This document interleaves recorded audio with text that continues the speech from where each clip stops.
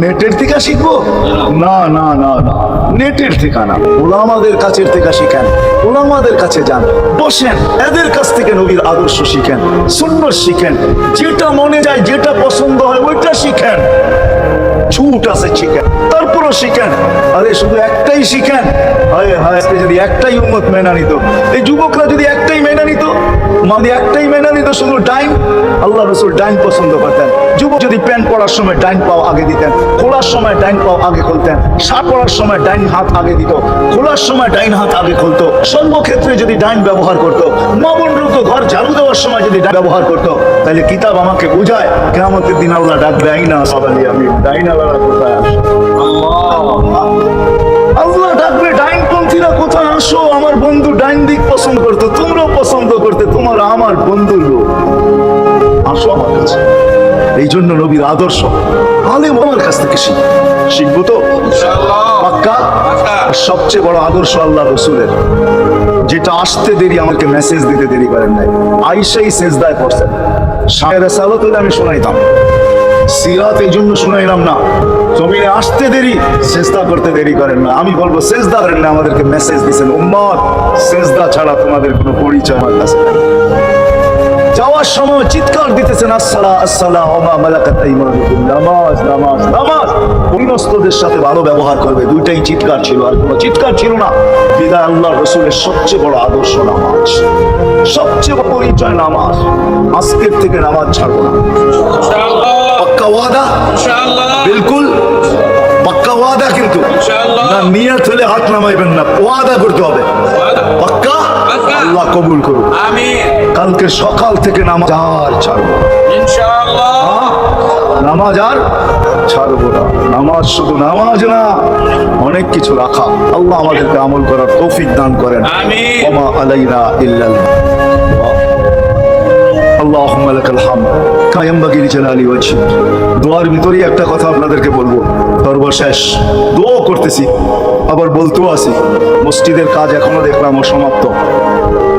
অন্য জায়গায় হইলে বললাম না, কিন্তু মাধবদীর মতো জায়গায় এরকম একটা মসজিদের কাজ অসমাপ্ত থাকবে, এটা শোভা পায় না আমার মনে হয়।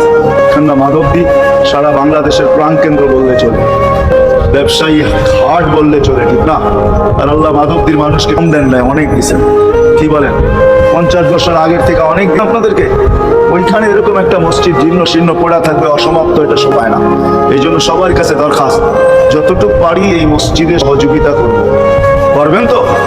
আল্লাহুম্মা লাকাল হামদ কামা ইয়ানবাগি লিজালালি ওয়াজহিক ওয়া আযীমি সুলতানিক। আল্লাহুম্মা সাল্লি ওয়া সাল্লিম ওয়া বারিক আলা হাবিবিকা মুহাম্মদ। আল্লাহ, চাওয়ার বলার পর্ব ছিল শেষ, নার পর্ব ছিল শেষ, এখন ভিক্ষার পর্ব চলতেছে। মালিক, আমাদের তার উপরে আকাশ ছাড়া আর কিছু নেই।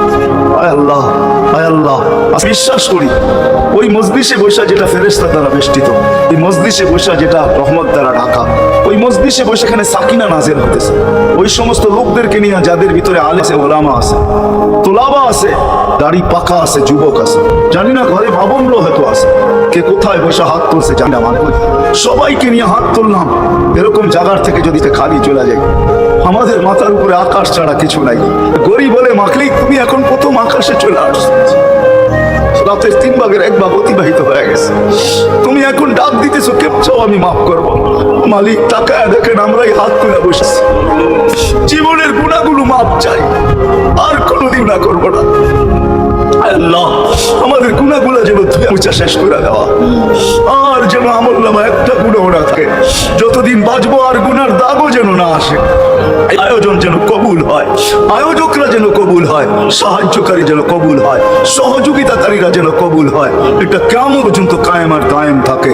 আয় আল্লাহ, আয় আল্লাহ, জানি না কার কি পেরেশানি আছে, দূর করে দেন, কার কি প্রয়োজন আছে খাজানায় গায়েব থেকে পুরা করে, কে ছোট না বড় অসুখে আক্রান্ত যদি হয়ে থাকে, সায় কামেলা আজেলা মুস্তামেররা নসিব করে দেন। আয় আল্লাহ, যারা সুস্থ সর্ব ধরনের রোগ থেকে হেফাজত করেন, যারা বরাবর ঈমান নিয়ে যারা কবরে গেছে সবাইকে মাফ করে দেন। আয় আল্লাহ, যেই যুবকদের যুগে এই আয়োজন, আয় আল্লাহ, আয় আল্লাহ, কালকে সব থেকে ওদেরকে আর মদিনার যুবকদের মতো ছাড়া দেখতে চাই না, এদেরকে মদিনার যুবকদের মতো বানায় দেন। আপনার হাবিবের জমানায় মদিনার যুবকরা যেরকম ছিল এরকম বানায় দেন।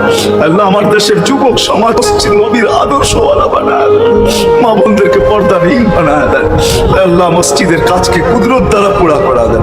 জানি না কার দ্বারা আপনি করাবেন, জানি না কার দ্বারা করাবেন। মূল কিতাব তো আপনার কাছেই, আমাদের জানার কোনো ক্ষমতা নাই। তো আল্লাহ জলটা পূর্ণ করে দিয়ে যা চাইতে পারলাম তাও দেন, যেতে পারলাম না তাও দেন। সর্বশেষ আমাদের মা বাবাকে মাফ করে দিয়ে বাচ্চা থাকলেও মাফ করে দেন, যারা চলে গেছে তাদের মা বাবাকেও মাফ করে দেন। আল্লাহ রব্বির হামা খামা রব্বায়ানি সাগীরা। আল্লাহ ইনসানের সাথে জান্নাতকেও মাফ করে দেন, জিন্নাতকেও মাফ করে দেন, জিন্নাতকেও মাফ করে দেন।